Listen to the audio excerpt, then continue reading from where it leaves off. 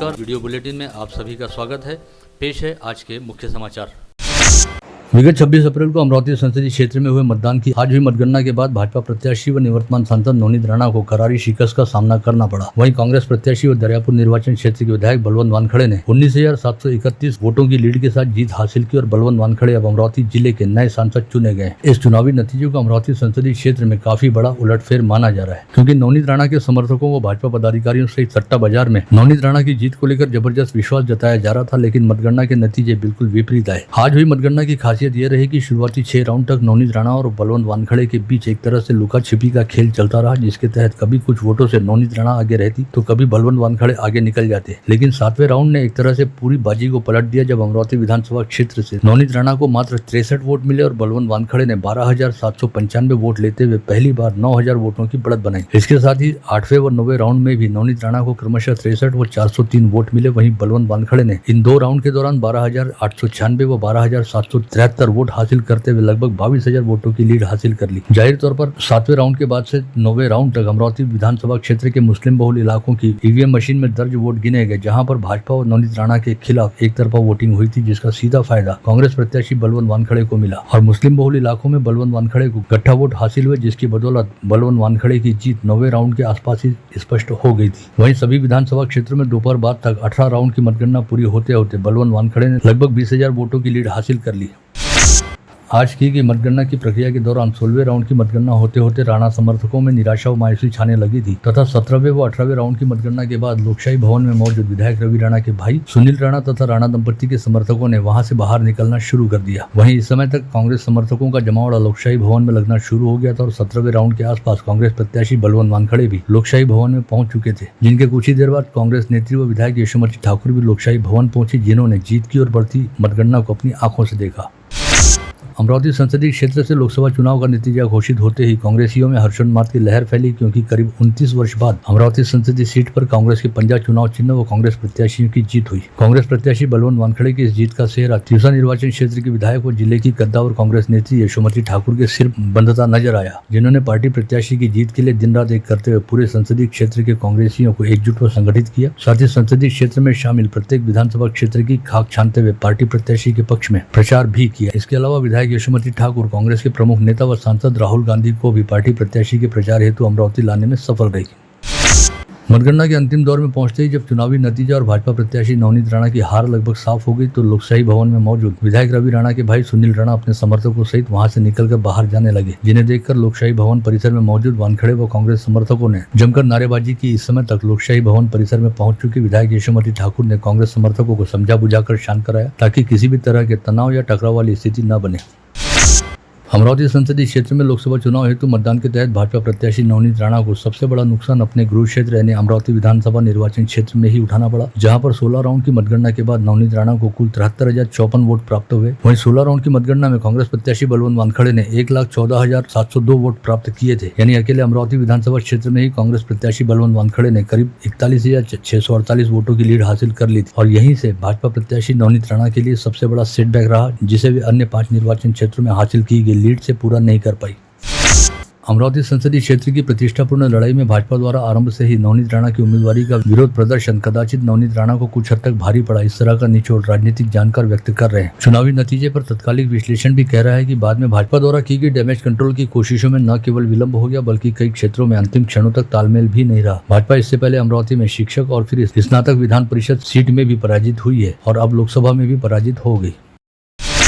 अमरावती संसदीय क्षेत्र में मतगणना होने के साथ ही चुनावी नतीजा स्पष्ट होने के बाद भाजपा के ग्रामीण जिलाध्यक्ष व राज्यसभा सांसद अनिल बोंडे भी लोकशाही भवन स्थित मतगणना स्थल पर पहुंचे और उन्होंने करीब 1,75,000 वोटों की गिनती में गड़बड़ी रहने की बात कहते हुए जिला निर्वाचन विभाग के सामने वोटों की दोबारा गिनती किए जाने की मांग उठाई। इसके साथ ही इस तरह की मांग युवा स्वाभिमान पार्टी की ओर से विनोद गुहे द्वारा भी उठाई जा चुकी। सांसद बोंडे के मुताबिक पूरे संसदीय क्षेत्र में करीब 1,75,000 के आसपास वोटों की गिनती में गड़बड़ी हुई। वहीं भाजपा प्रत्याशी नवनीत राणा की हार का आंकड़ा महज 20,000 के आसपास है। ऐसे में वोटों की दोबारा गिनती की जानी बेहद जरूरी है, ताकि चुनावी नतीजों को लेकर किसी तरह का कोई संदेह न रहे।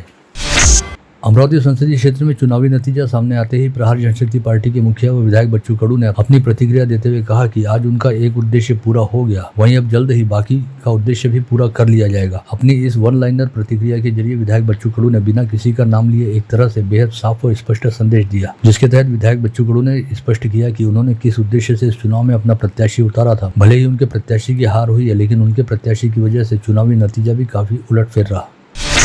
भाजपा प्रत्याशी नवनीत राणा के समर्थक उनकी जीत के लिए पूरी तरह से आश्वस्त थे, जिसके चलते राणा के कुछ उत्साही कार्यकर्ताओं ने सोशल मीडिया पर मतदान से पहले ही राणा की जीत का ऐलान करते हुए जीत के जश्न हेतु मथुरा से कई क्विंटल पेड़े बुलाने और नवनीत राणा का विजय जुलूस निकालने हेतु इंदौर से विशेष रथ मंगवाने का ऐलान किया था। साथ ही कुछ ज्यादा ही अति उत्साही कार्यकर्ताओं ने मतगणना से एक दिन पहले राजकमल चौराहे सहित शहर के अन्य इलाकों में बाकायदा बैनर पोस्टर लगाते हुए नवनीत राणा को जीत और सांसद निर्वाचित होने की बधाई भी दे डाली थी। लेकिन आज जब मतगणना के बाद चुनावी नतीजा सामने आया तो नवनीत राणा को करारी हार का सामना करना पड़ा। ऐसे में प्रतिस्पर्धी प्रत्याशी के समर्थकों सहित राणा के विरोधियों द्वारा सोशल मीडिया पर राणा समर्थकों की पुरानी पोस्ट का मजाक उड़ाते हुए मीम्स और रील शेयर करनी शुरू कर दी गई है, जिसमें मुख्य तौर पर यही कहा जा रहा है कि इंदौरी रथ और मथुरा के पेड़े धरे के धरे रह गए। साथ ही जीत के बैनर लगाने वाले लोग खुद अपने हाथों अब उन बैनरों को फाड़ रहे हैं।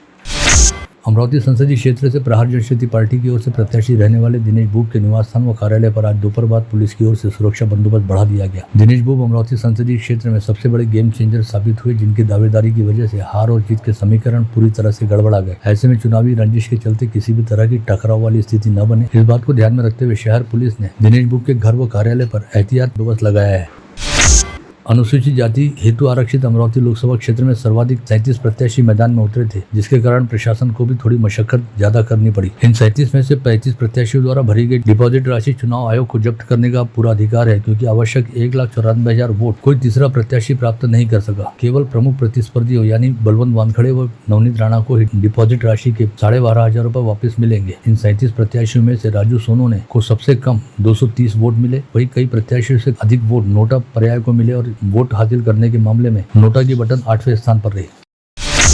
29 दिनों के लंबे इंतजार पश्चात आज 4 जून को सुबह ठीक 8 बजे विद्यापीठ रोड स्थित लोकशाही भवन में अमरावती संसदीय क्षेत्र में विगत 26 अप्रैल को हुए मतदान की मतगणना करनी शुरू की गई, जिसके लिए आज सुबह 8 बजे लोकशाही भवन स्थित स्ट्रांग रूम को खोला गया। वहां पर विगत 39 दिनों से कड़ी सुरक्षा व्यवस्था के तहत रखी गई ईवीएम मशीनों को बाहर निकालकर मतगणना की प्रक्रिया शुरू की गई, जिसके लिए जहाँ एक और लोकशाही भवन में राजस्व महकमे के अधिकारियों कर्मचारियों की अच्छी खासी फौज तैनात थी, वहीं दूसरी ओर मतगणना की प्रक्रिया शांतिपूर्ण व सुचारू ढंग से संपन्न कराने के लिए लोकशाही भवन के आसपास चारों ओर पूरे परिसर में पुलिस का बेहद तगड़ा बंदोबस्त तैनात किया गया था। आज सुबह ठीक 8 बजे जिलाधीश व जिला निर्वाचन निर्णय अधिकारी सौरभ कटियार, पुलिस आयुक्त नवीन चंद्र रेड्डी तथा केंद्रीय निर्वाचन आयोग के ऑब्जर्वर अंजलि पांडा व रजनीकांतम की देखरेख के तहत लोकशाही भवन स्थित स्ट्रांग रूम के मुख्य द्वार पर लगी सील को तोड़ा गया, जिसके बाद सभी ईवीएम मशीनों को विधानसभा क्षेत्र निहाय बाहर निकालकर मतगणना करने हेतु विधानसभा क्षेत्र निहाय बनाए गए काउंटिंग टेबलों पर पहुंचाया गया। अमरावती संसदीय क्षेत्र के कांग्रेस प्रत्याशी बलवंत वानखड़े आज सुबह 5 बजे अपने घर से अपनी मां का आशीर्वाद लेकर बाहर निकले। इस समय विधायक बलवंत वानखड़े ने अपनी माता के पांव छूकर उनका आशीर्वाद लिया। वहीं बलवंत वानखड़े की मां ने भी अपने बेटे की तिलक कुमकुम लगाकर आरती उतारी और उन्हें ढेर सारे आशीर्वाद देकर घर से रवाना किया। आज सुबह से माल्टेगड़ी परिसर के श्यामनगर चौक स्थित कांग्रेस कमेटी भवन में कार्यकर्ताओं की अच्छी खासी भीड़ नजर आई। उत्साही कार्यकर्ता बलवंत वानखड़े की प्रिंट वाली टी-शर्ट दिखाते नजर आए। वहीं कांग्रेस कमेटी भवन के बाहर उत्साह मनाते हुए एक कार्यकर्ता ने अपने शरीर पर पंजा निशानी की पोशाक पहनकर सभी का ध्यान आकर्षित किया। उधर आज होने वाली मतगणना के दौरान प्रत्येक टेबल पर अपने प्रतिनिधि रखने वाले युवा स्वाभिमान पार्टी द्वारा अपने 400 पदाधिकारियों कार्यकर्ताओं के साथ रेलवे स्टेशन मार्ग स्थित गजानन महाराज मंदिर पर सुबह 6 बजे पहुंचकर आरती व पूजन किया गया, जिसके बाद सभी लोग सिटी बसों में बैठकर लोकशाही भवन पहुंचे। मनपा आयुक्त की अध्यक्षता में आज मानसून पूर्व तैयारी व डायरिया नियंत्रण पखवाड़ा CTF की बैठक ली गई। 6 जून से 21 जून तक डायरिया नियंत्रण पखवाड़ा चलाया जा रहा है। इसमें नागरिकों ने कौन से उपाय करने चाहिए, इसे लेकर आवश्यक दिशा निर्देश जारी किए गए। मनपा आयुक्त देवीदास पवार के निर्देश पर अतिक्रमण विरोधी पथक द्वारा शहर के बेनाम चौक, साईनगर चौक व साईनगर से अकोली रोड परिसर में अतिक्रमण विरोधी कार्रवाई की गई, जहां से एक ट्रक सामान जब्त किया गया। साथ ही फुटपाथ पर बनाए गए रपटों को JCB की मदद से तोड़ा गया। नांदगांव खंडेश्वर तहसील अंतर्गत शिवनी रसूलापुर गांव के नागरिकों ने 30 साल पहले मिले घरकुल की जगह के अब भी अपने नाम पर नहीं होने और इस बारे में बार बार ज्ञापन निवेदन देने के बावजूद भी प्रशासन द्वारा इस ओर कोई ध्यान नहीं दिए जाने से त्रस्त होकर कल सोमवार 3 जून से गांव की स्मशान भूमि में चिता सजाकर उस पर बैठते हुए अनशन करना शुरू किया, जिसकी जानकारी मिलते ही तहसील प्रशासन के अधिकारियों ने आनंद फानंद में अपने प्रतिनिधियों को मौके पर भेजा और समस्या का समाधान ढूंढने के प्रयास शुरू किए गए।